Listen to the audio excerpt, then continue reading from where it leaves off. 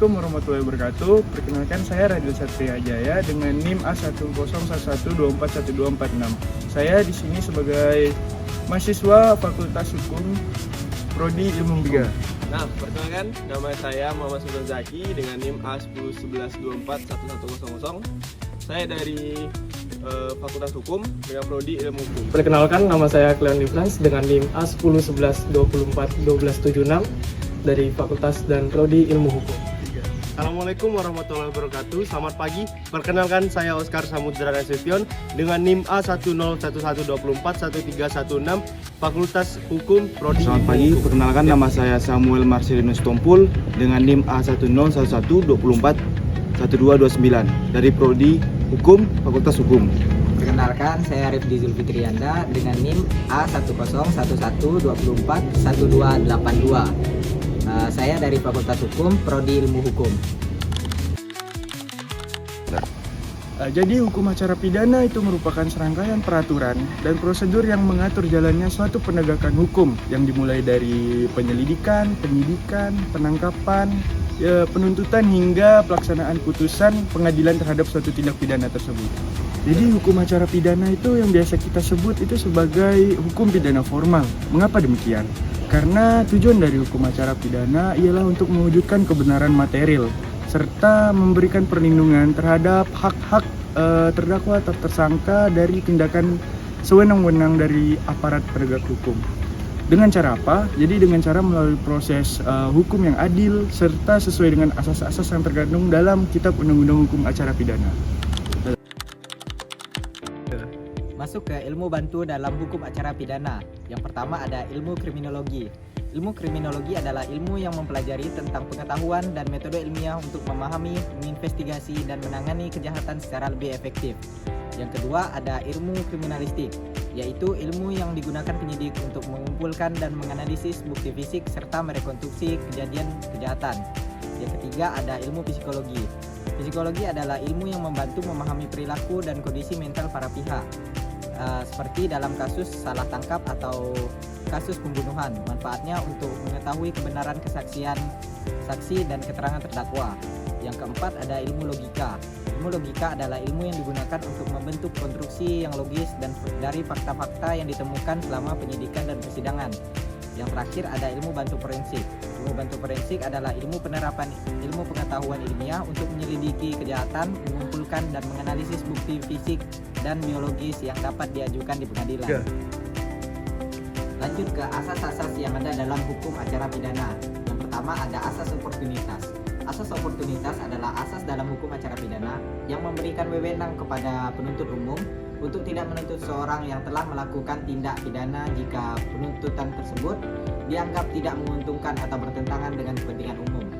Yang kedua ada asas praduga tidak bersalah. Secara sederhana, makna asas praduga tidak bersalah adalah asas yang menginginkan setiap orang menjalani proses perkara dengan anggapan tidak bersalah. Yang ketiga ada asas pemeriksaan pengadilan terbuka untuk umum. Secara sederhananya, asas ini terbuka bagi setiap orang boleh menghadiri dan mendengarkan pemeriksaan pengadilan. Yang keempat ada asas diperlakukan sama di depan hukum. Pada intinya, asas ini bermakna semua orang harus diperlakukan sama di pengadilan. Yang kelima, asas peradilan dilakukan oleh hakim karena jabatannya dan tetap. Asas ini bermakna pengambilan keputusan mengenai salah atau tidaknya terdakwa dilakukan oleh hakim karena jabatannya yang bersifat tetap. Yang keenam, asas tersangka atau terdakwa berhak mendapat bantuan hukum. Ketentuan pasal 69 sampai dengan pasal 74 KUHP mengatur sejumlah bantuan hukum yang berhak didapatkan oleh tersangka dan atau terdakwa. Yang ketujuh, asas akusator dan asas inquisitor. Asas akusator adalah asas yang menempatkan kedudukan tersangka atau terdakwa sebagai subjek, bukan sebagai objek. Sementara asas inquisitor adalah asas yang menempatkan kedudukan tersangka atau terdakwa sebagai objek pemeriksaan. Yang kedelapan, ada asas pemeriksaan hakim yang langsung dan lisan. Secara sederhana, asas ini bermakna bahwa dalam acara pemeriksaan pengadilan, pemeriksaan dilakukan oleh hakim secara langsung kepada terdakwa dan saksi. Pemeriksaan pendahuluan adalah bagian dari penyelidikan yang merupakan tahap awal untuk mencari dan menemukan peristiwa yang diduga sebagai kasus pidana. Dalam penyelidikan, kita berfokus untuk memastikan keadaan peristiwa pidana. Nah, setelah melakukan penyelidikan, kita masuk ke dalam penyidikan, yaitu tahap lanjutan yang bertujuan untuk mengumpulkan bukti untuk menentukan adanya tersangka dalam tindak pidana. Dalam penyidikan, dilakukan pemberian saksi, barang bukti, serta tindakan paksa seperti penangkapan dan penggeledahan. Upaya paksa adalah tindakan hukum yang diberikan kepada penyidik untuk mencari kebenaran dalam perkara pidana.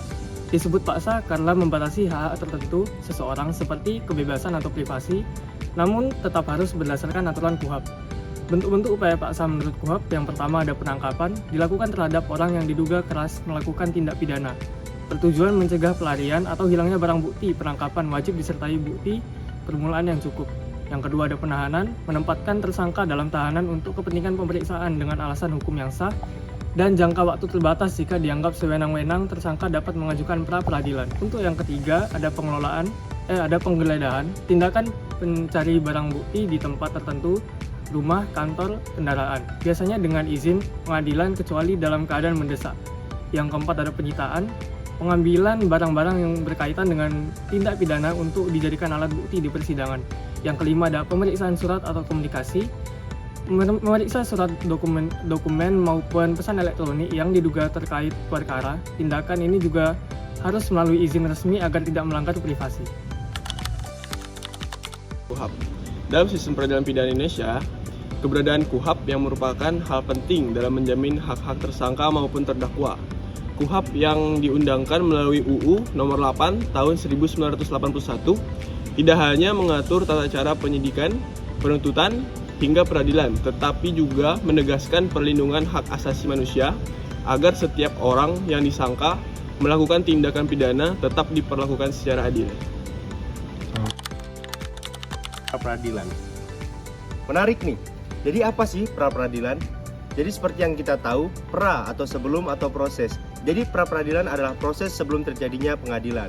Tugas dari pra-peradilan ini adalah sebagai untuk mengawasi sah atau tidaknya tindakan aparat penegak hukum seperti polisi, jaksa, atau penyidik lain. Jadi sebagai kata lain, pra-peradilan adalah kontrol pengadilan supaya tidak sewenang-wenang terhadap orang yang berpersangka di perkara pidana. Nah, yang menjadi dasar hukum dari pra-peradilan ini adalah pasal 77 hingga 83 Kitab Undang-Undang Hukum Acara Pidana, yang dimana di situ disebutkan wewenang dari pra-peradilan adalah sah atau tidaknya penangkapan, sah atau tidaknya penyidikan, sah atau tidaknya penghentian penuntutan, sah atau tidaknya penghentian penyidikan, serta wewenang untuk mengganti rugi kepada tersangka yang telah dihentikan tuntutannya. Nah, lalu apa aja sih dan siapa saja yang bisa menuntut pra-peradilan? Nah, yang pertama tersangka atau keluarga tersangka.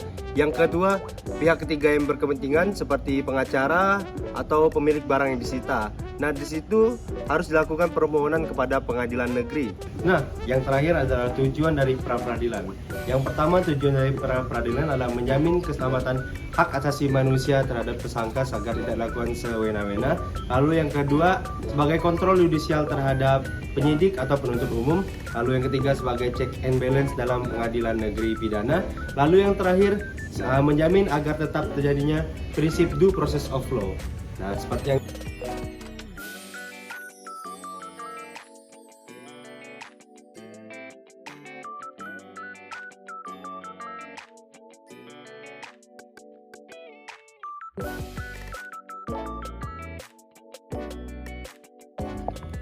Jadi di kasus Hadi Purnomo, pada syarat formilnya penetapan tersangka itu harus didasarkan dengan adanya minimal 2 alat bukti yang cukup, yaitu tercantum dalam pasal 184 KUHP. Jadi dalam kasus Hadi Purnomo, KPK itu sudah menetapkannya sebagai tersangka karena dugaan penyalahgunaan wewenang saat menjabat sebagai Dirjen Pajak. Jadi pada permasalahannya, Hakim Pra-peradilan atau Pengadilan Negeri Jakarta Selatan itu menilai KPK belum memenuhi syarat materialnya karena proses penetapan tersangka itu dianggap tidak jelas dasar hukumnya. Dan pemeriksaan Hadi Purnomo ini sebagai calon tersangka itu belum dilakukan sebelum ditetapkan sebagai tersangka.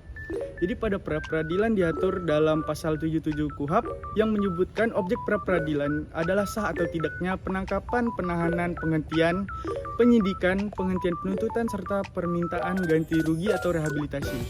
Jadi pada awalnya penetapan tersangka itu tidak termasuk objek pra peradilan. Namun setelah keluarnya putusan MK nomor 21 PUU nomor 12 tahun 2014 itu memperluas objek pra peradilannya hingga mencakup sah atau tidaknya penetapan tersangka. Jadi karena itu permohonan Hadi Purnomo itu sah menurut hukum acara pidana yang sudah diperluas tafsirnya oleh MK. Nah, jadi bagaimana sih isi putusan pra peradilan dan apa implikasinya terhadap kelanjutan proses penyidikan KPK? Pada putusan Pengadilan Negeri Jakarta Selatan pada 26 Mei 2015 mengabulkan permohonan pra peradilan Hadi Purnomo dan menyatakan penetapan tersangka oleh KPK tidak sah. Implikasinya, penyidikan KPK terhadap Hadi Purnomo otomatis gugur.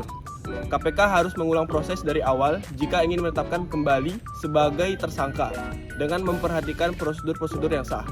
Putusan ini mempertegas bahwa pra peradilan bisa menguji keabsahan penetapan tersangka, bukan hanya penangkapan atau cuma penahanan saja. Urgensi pra-peradilan pada kasus Hadi Purnomo menurut kelompok kami, pra-peradilan sangat penting karena melindungi hak warga negara termasuk pejabat tinggi dari potensi kriminalisasi. Dalam kasus Hadi Purnomo, hakim menilai KPK tidak memenuhi prosedur penetapan tersangka. Putusan ini menjadi presiden penting bahwa lembaga penegak hukum tidak boleh semena-mena. Nah, kasus ini menunjukkan pejabat negara berani menggunakan jalur hukum sehingga menguatkan prinsip bahwa hukum berlaku sama bagi siapapun. Pra peradilan menjadi wadah kontrol publik atas kinerja KPK. Hakim menegaskan bahwa aspek prosedural adalah kunci. Jika prosedur dilanggar, maka penetapan tersangka tidak sah. Hal ini menegaskan bahwa KPK harus tetap taat asas meskipun dalam kasus besar. Putusan pra-peradilan ini melindungi hak Hadi Purnomo sebagai warga negara. Tidak boleh ada orang yang ditetapkan sebagai tersangka tanpa prosedur sah, meski ia merupakan tokoh publik. Jadi apa tantangan dan harapan yang ada di dalam kasus ini? Tantangannya yaitu KPK harus membuktikan kembali kasus setelah pra-peradilan membatalkan penetapan tersangka, serta menjaga konsistensi putusan pra-peradilan agar tidak selalu dimanfaatkan oleh tersangka korupsi.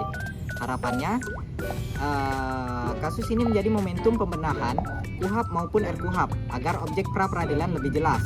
Harus ada mekanisme pengawasan agar pra-peradilan tidak hanya jadi tameng bagi pejabat, tapi tetap menjadi sarana kontrol yang sehat. KPK juga perlu memperkuat prosedur administrasi supaya tidak lagi kalah dalam pra-peradilan. Jadi, kesimpulan yang ada di dalam kasus ini yaitu kasus Hadi Purnomo adalah titik balik penting. Dari sisi HAM, ia menegakkan keadilan prosedural. Namun dari sisi pemberantasan korupsi, ia membuka celah hukum yang bisa melemahkan KPK. Pro kontra ini menegaskan dilema besar pra-peradilan. Apakah ia benar-benar alat kontrol hukum atau justru pintu keluar bagi pejabat korup?